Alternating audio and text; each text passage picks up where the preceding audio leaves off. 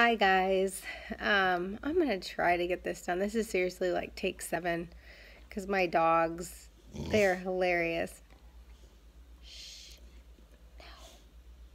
No. No. No. He is so mouthy. I'm serious. I'll show you. Say hi. Say hi. Okay. Now let mommy do her thing. Okay. So anyways, I want to share with you something our pastor talked about that I loved. I loved it. And I think it's wonderful, and I think it applies to us. And shh, stop. No, no, shh. In Jesus' name, I command you to stop crying. No, no. It's worth a try. Okay, so anyways, hope this makes somebody laugh, because obviously somebody needs a little laugh and a break once in a while, including myself. So we're going through the Bible from the beginning, and we are learning how the Israelites missed out on so much that God had for them because they just gave up. They got part of what they were going to be given, and then they gave up. They stopped fighting for it and didn't really want to. They just kind of settled. And so he was talking about how that applies to our life and how God has more for us. And he is not a prosperity teacher. He really tells it like it is, and I love that, and that's a big reason why we're there. But anyways, so he was talking about how we need to speak positive things. We need to tell ourselves we can do something. I can do this. And he was talking about sin and how we just sometimes can't even imagine living without that sin. And I know I used to be like that. There was things that I thought, I can't give that up. How could I walk away from that? It's like you get so comfortable. It's like you identify yourself as that's part of who you are. And it's not. If it's sin and you're a believer, that isn't part of who you are. It's a fault in who you are if you're a believer. And so he's talking about how, we'll say, I could never live without, I couldn't give that up. I couldn't give that up. Let's say you're not married and you have a significant other and you're sleeping together. Yeah, I bet if you've been sleeping together for years, it's going to be like, how am I going to give this up? They're not going to be okay with it. Well, maybe that's a sign that you aren't with the right person. Or I can't stop drinking. I'm going to lose all my friends. Well, maybe that's a sign that you shouldn't have those friends. That's kind of tangent of what I was really trying to get across. But the thing is we are such slaves to our sin, and it's almost like we let that be what identifies us, and we need to start speaking to ourselves, I can beat this.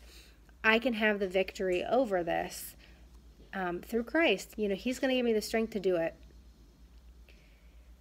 I just lost my train of thought. So anyways, yes, speaking those things over ourselves and closing the door for the enemy to have a right to come in and, control us.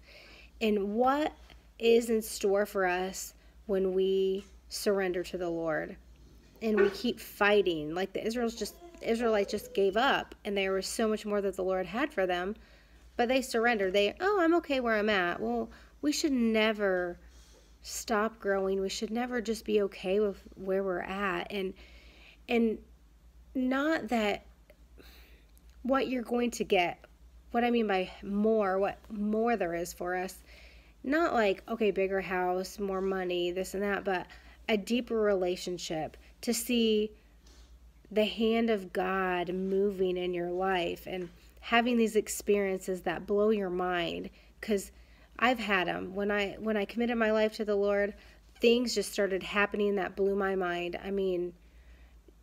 Just things that I never even imagined could happen. and the dreams and visions and like supernatural things. And we get feathers, which is awesome. We'll just get feathers in our house, and it's like the Lord's like, hey, my angels are with you, they're protecting you. That's amazing. That is so cool. I never heard of anything like that growing up. I never had seen anything like that. I'd recently heard things about that from other people, when I got saved, really surrendered my life.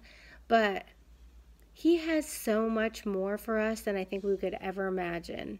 And that might be seeing miracles in other people's lives. You might pray for somebody and they might be healed, or you might, request something and it be beneficial to somebody else or ourselves, and it'll happen. It's just like we don't know what's going to happen. But until we start claiming our victory, until we start defeating and walking away from our sin that we're slave to, we really have shut the door on the outpouring of His blessing. Not that we won't be blessed, but what He truly has for us. We're not going to see it. And it's never ending. I mean, you can't outgive God, and I don't mean financially. You can't financially either, but I mean your time, your love, your care, your effort, your devotion. I mean, you can never give too much. He will always be able to give more than what we ever could. I feel like I'm all over the place. I hope this is making sense, and I've just been distracted because my dogs are being nuts. But anyway, I wanted to share this also.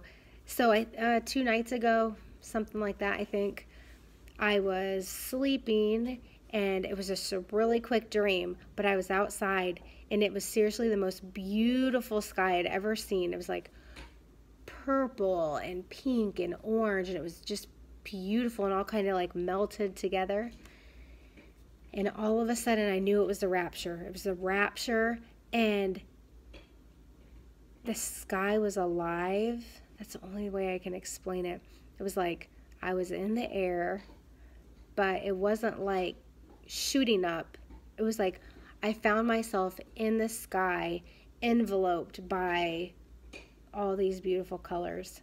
But I knew in my spirit it was the rapture. So it was so neat. And that was all I remembered. But anybody that's had those, man, you wake up and it's like, oh, that was so real. It was so real, and that was so awesome. But just stay encouraged, guys. Start claiming your victory, even if you don't believe it. Even if you don't believe that you can, not drink today. Say it. Start telling yourself that. Start telling yourself, today I'm just going to go today and I'm not going to drink. Or until lunch, if you have a problem, whatever it is, take steps. Start believing that if you put your heart and mind into it, that God is going to give you the strength to do it, because He will. And focus on Him and see what He has in store for you. I'm excited. I just need to keep pressing in and keep moving forward. So you guys have a great day. Be blessed, and I'll talk to you soon.